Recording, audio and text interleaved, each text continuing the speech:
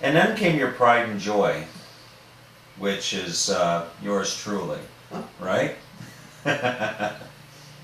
No, you know what? I probably, sitting here looking back, I'm probably one of the children that gave you the greatest challenge, I would think. You know, raising me. Well, that brings a memory of Bob Yeah, and to what me is that? because when you were little, I remember when we lived in Willowick, in the kitchen, or no, maybe it wasn't. Bob used to stand up for you and tell me not to yell at you. Oh, we did. You're just a little boy. No kidding. Don't yell at him. He's just a little boy. Uh-huh. Huh. So, And with as many times as I was grounded, I don't think you listened to Bob that often. But well, your memories of being grounded are more than mine because I Yeah. don't remember that. no, I'll share some memories that I have with you growing up. I remember one of the things I always remember is the time you and I spent in the kitchen together. Right? You and I, the other children would spend time in there as well. But I really took an interest in the kitchen, and I remember going to, one of the memories I have of childhood is Dad, you and I waking up every other Saturday morning and going to the market, The West Side Market. the West Side Market. I used to love going to the market, and I think that I went pretty regularly, and the other children would come sporadically, but I was pretty consistent in going to the market. And what I remember, and something that has stuck with me to this day, is how you actually managed the food. You would shop every 2 weeks at the market, and you would pretty much buy your meat there, and I think some produce, but that was every 2 weeks, and you would buy large quantities of ground beef or chicken or pork, and you'd come home and you would portion it out and freeze it downstairs in the freezer. And we would go every week we'd go to the supermarket? No, every other week. Every other week? I did the grocery shopping on Thursday. I would go for the staples to the grocery store, and then every other week we'd go to the West Side Market for the produce and meats. Huh, okay. So those are some of the memories. And then of course, I had a really, really challenging time with you through the adolescence. That was something that you and I was very, very rebellious, and you and I certainly, had some challenging times through adolescence, and we've had challenging times throughout our lives. But that's water under the bridge, as And we survived. you might call it, and we survived. So let's talk about King David. King David. David is. Are we forgetting someone?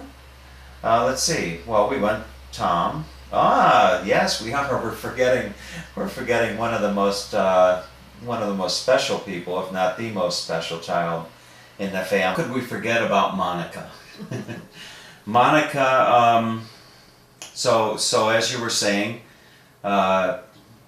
Monica, you knew within 30 minutes of her birth that she had Down syndrome. Right. And what was the first thing you thought of? Why me, or No. no? My first thought was God's will be done. I mean, and I think it was naturally, you have a lot of mixed feelings and all. However, my doctor, Dr. Toomey, had a pediatrician who more or less specialized in special needs children, as they're called today. And he came in the hospital that night, and he walked in the room and he said, "You have a perfectly wonderful, healthy baby girl." And I guess I just looked at him and he said, "Oh, she might be learn differently and be different than other children, but she is a perfectly wonderful, healthy baby girl." And that, from then on, that was just kind of the attitude. When I brought her home from the hospital, I let you children take care of her, whereas I probably would not of another child. but actually physically become involved with her, realizing that if you became, attached to her and got to know her before you were told of her Condition, or, disability, yeah, disability. that you would learn to love her, and that was the case. Huh. And several of the children have expressed to me my thoughts that she probably is the greatest blessing to the family. I would agree. And to me, she has taught me more about accepting people, about not seeing color, and Yeah. but she has been a challenge as well. So when you were told, was Dad there with you? No. He was not, and you were the person to tell Dad?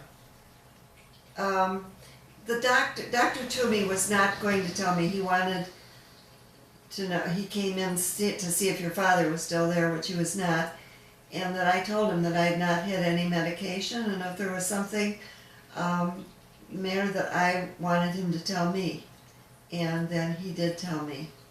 Okay. So, and you were the one to tell Dad?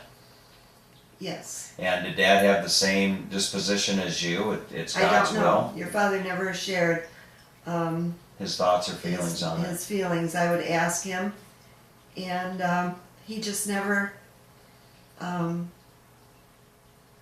He said if he had had his choice, he would not have wanted it to be that way. Well, I would think any child, and I would think that any parent given the choice to have a child without disabilities would. Accepting that does not really, anyway, that's. Anyway, okay, so the, were there any options to you? Were there any options discussed when, you found out that you had a Down's child? Was there any organizations or anybody that said, Ann, you could always do this with Monica? No. No. No. It was just, okay. She So- was just brought home and, Okay. So let's talk, as I did earlier, let's talk about the king. Okay? King David. I don't know where that name came from. Dad coined that phrase, King David. I think it's probably from, the Bible character King David. But anything you want to share? Any thoughts about David that come to your mind? when the thoughts of David come to my mind were when David was a little boy and you couldn't find him, if it was, no matter nap time, if David got tired, he would just go and lay down in the corner and go to sleep. Mm-hmm. And he was a very even-tempered little boy. And he is to this day even tempered. Yes.